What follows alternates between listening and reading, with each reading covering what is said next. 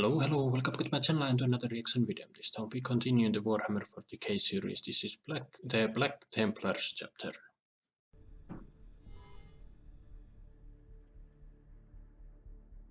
For 10,000 years, the Imperium of Man has withered in the shadow of the Great Crusade. It was an incalculable effort, a grand campaign, elevated to legend and myth. The Great Crusade marked the brief but golden era in human history, when the Emperor himself raised high a burning sword to throw back the darkness of the Old Night. Wherever his fleets and armies triumphed, civilization was rekindled. Wonders were rebuilt, star systems and sectors were reunified, and the promise of technology and science pulled back humanity from the depths of its ignorance. The Battle of Istvan V marked the official end of the Great Crusade, and the start of the heresy that would tear down everything it had sought to achieve. In the grim darkness of the 41st millennium, the campaigns of the Emperor are a distant memory, intertwined with myth and lies. Then to make But the most Horus terrible Heresy truth tale the into enemies a of mankind series. can learn I think is that there the is a Great Crusade never live action ended. series coming. Even in this dark and terrible age where the Imperium withers, fleets and armies tear across the galaxy in its name. But no longer do they carry with them the power of technology or science, nor the promise of progress and understanding. Now, the Great Crusade brings only death and vengeance, for it is no longer the Emperor that leads it, but his most zealous, vindictive sons, the Black Templars.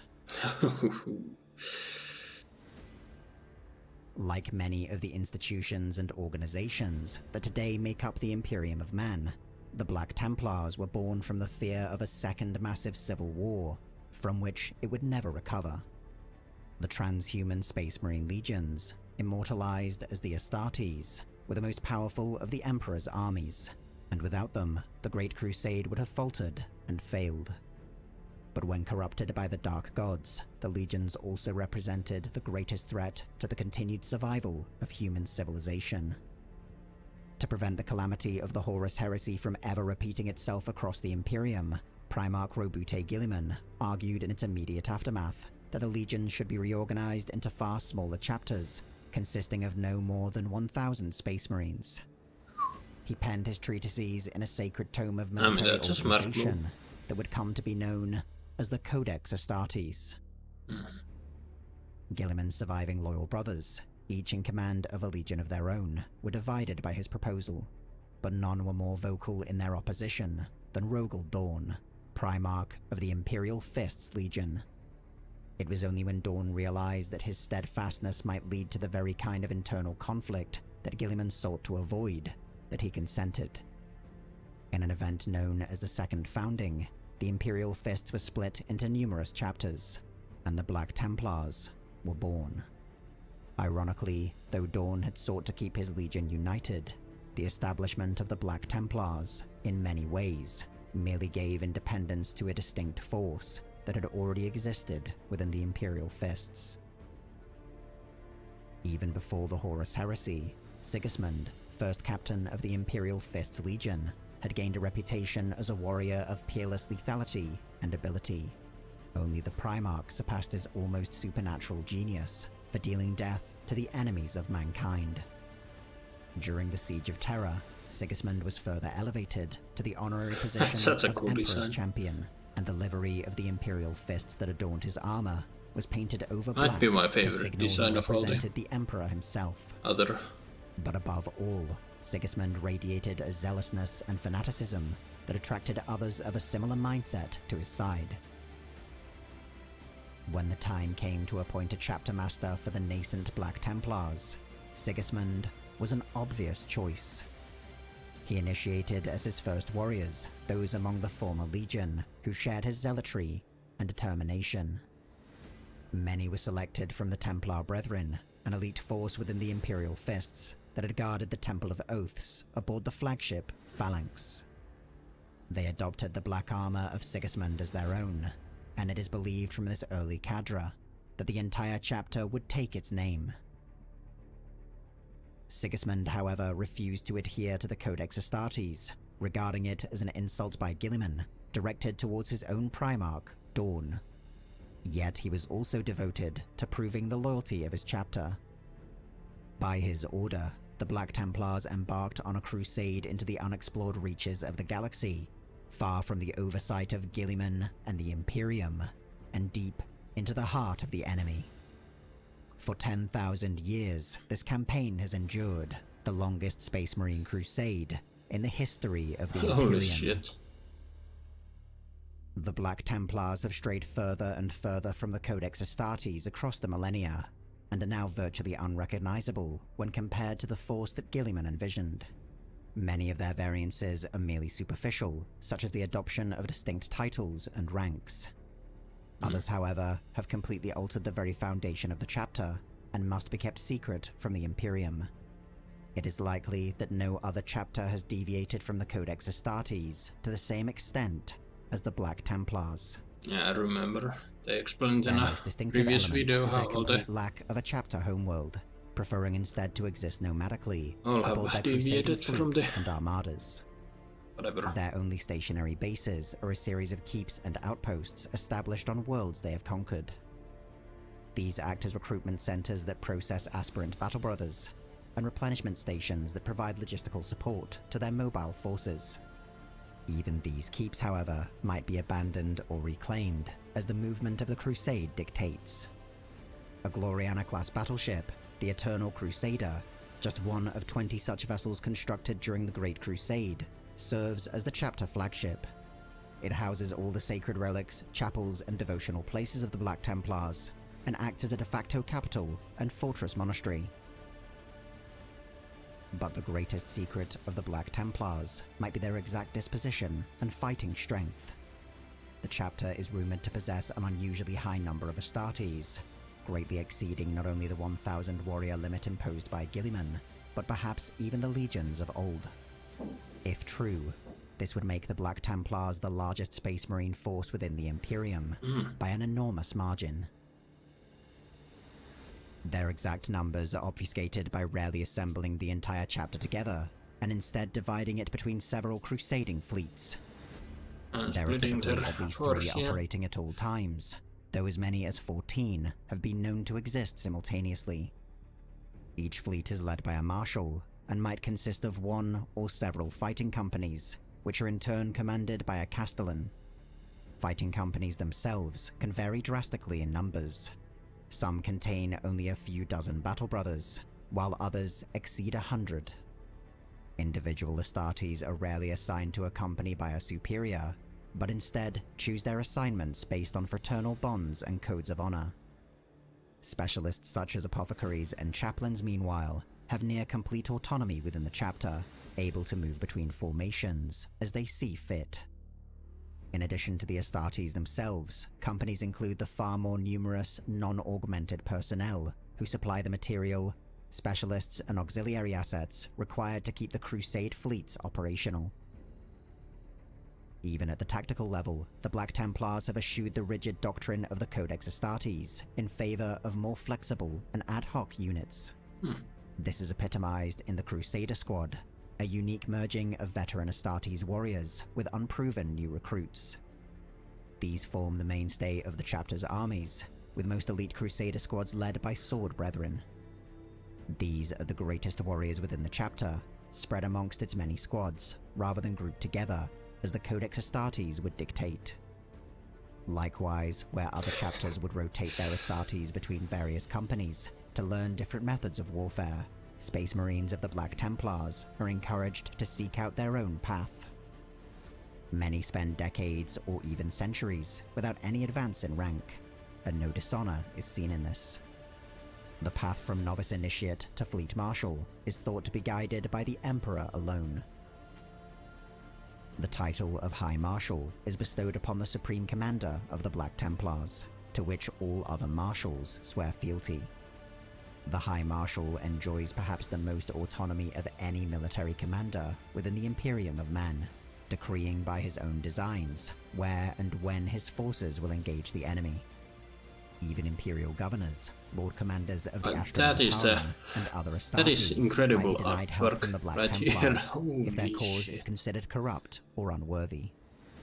Yet they make a special exception for the requests of the ecclesiarchy, and this provides a clue to the most fundamental divergence. I'm pretty sure Templars. that's Celestine on the back behind While them. many chapters of the Adeptus Astartes demonstrate some kind of secular spiritualism or ancestor worship, the Black Templars have fully embraced the literal truth of the imperial cult.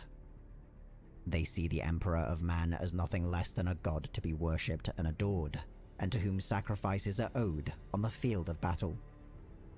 The most visible expression of this belief are the devotion chains they bring into battles. Astartes of the Black Templars will typically bind their weapons to their fists on the eve of conflict, removing them only when victory has been achieved. Chains of zeal, by contrast, are permanent, affixed to the most fanatical battle brothers, and only removed upon their death. This uncompromising belief and religious fervor permeates every aspect of the chapter, and is used to justify the harshest of measures. Even amongst the Space Marine chapters, the Black Templars are capable of extreme violence and abhorrent sacrifices. Yet, no matter the scale of the massacres they perpetrate, or the consequences of their intolerance, so long as it is done in the Emperor's name, it will always be justified. Yeah, they're The very zealotry of the fanatical. Black Templars is also expressed in the chapter's absolute refusal to accommodate librarians, the sanctioned psychers of the Astartes, within their ranks. Their zealous hatred of anything corrupted or suspected to be corrupted by the warp leaves no room for any kind of mutant or aberration. This prejudicial hatred of librarians is often misinterpreted by outsiders as a sweeping intolerance for all forms of psyker, but in truth, the Black Templars hold a special reverence for astropaths. These individuals are seen as holy disciples, honored for their gifts that allow them to witness the light of the Emperor. The newly crafted Primaris Marines, however, have been viewed with equal parts suspicion and adulation across each of the crusading fleets. Black Templars seem especially suited to undergo the agonizing transformation into this new and stronger breed of Space Marine, but some also view the process as blasphemy upon the original work of the Emperor. The rumors that many of the first Primaris Marines sent to reinforce the chapter were slaughtered has done little to ease the tensions between the Black Templars and the Imperium they serve.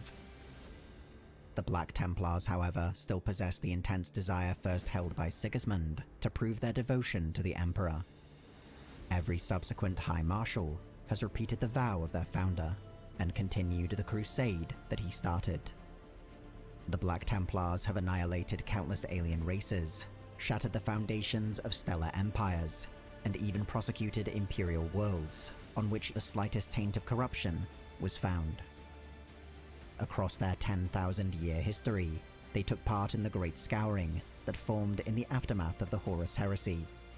They confronted the Black Crusades of Abaddon the Despoiler, and the mightiest wars of the Greenskins. To the darkness they have brought fire, to the ignorant, faith. But in the unfolding new age that has come to be known as the Era Indomitus, the Black Templars have found the ultimate crucible in which to prove their faith. As the galaxy burns to the laughter of the dark gods, and the light of the Imperial faith lies gutted, the chapter has been reinvigorated. Long-abandoned chapter keeps have been restored, and new ones raised on the burning rubble of traitor strongholds. Fresh crusades are being formed, and old ones reinforced. Imperator Rex. On 1,000 different battlefields, their righteous hatred and tireless intolerance drives them onwards. For the galaxy is beset by the alien, the mutant, the heretic, and the witch, and the Black Templars can suffer none to live. I love this song they always put on these videos that tell us about the Imperium. It's just so damn epic. But yeah, that was it for the Black Templars chapter. So yeah, these are some impressive individuals, highly fanatical and loyal to the Emperor. That was a nasty bit about them slaughtering, well, supposedly slaughtering members that were sent to reinforce them. But yeah, for 10,000 years they've been fighting in the name of the Emperor each millennium, drifting away further and further away from the Imperium, but nonetheless staying faithful. And yet, I said it during, but yeah, they have the coolest designs by far. I mean, holy shit. And yeah, it's an interesting bit that after the Horus Heresy, after they split them Astartes into chapters, it's interesting that even though 1,000 was the limit, they've managed to grow their ranks even much higher than they're supposed to. I don't think they really mentioned exactly how they did that, but yeah, there are plenty of.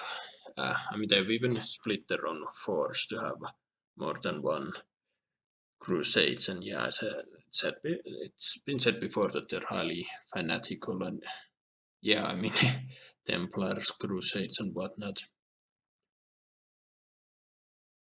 Makes sense that there are, those fanatical faithfuls. She has a grim design. I'm guessing she's an important member. And yeah, that's Celestine. They mentioned that they took part fighting against Abaddon the Despoiler, and we know Celestine was there as well. But yeah, then they fight all around, and now that the time of the end is here, their faith is reinvigorated, and they're even more badass. But yeah, I love this one. One of the best by far. What do you guys think? Write your thoughts down below. Hope you enjoyed my reaction. Drop a comment, drop a like, subscribe if you want, and I will see you in another video. Bye.